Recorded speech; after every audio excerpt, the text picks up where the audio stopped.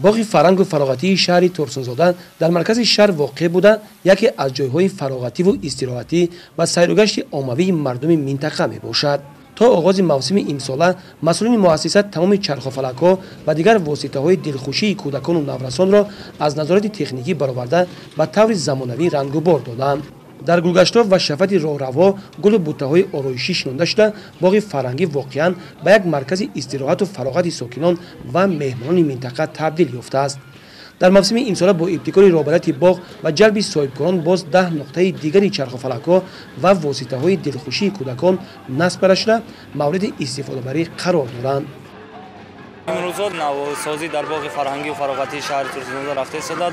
در باغ فرهنگی و فراغتی راهرو را با رنگ سنگپوش کرده برای دلخوشی کودکان اتراکسیون‌های نوی زمانوی نصب کرده ایستادیم.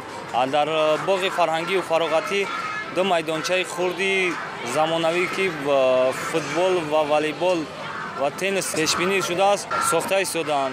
در آینده نیت داریم که امفی‌تئاتری 575 جای نشست ساخته استفاده می‌دهیم.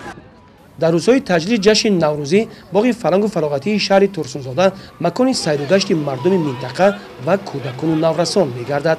از این خاطر ماموریت باغ راهرو و گلگشت‌ها و میدانچه‌های دلخوشی کودکان و نورسان را با بازیچه‌های کودکانه و دیگر موادهای آرایشی زیب داده برای پذیرایی سزاوار جشن اجدادی آمادگی خوب دیدند.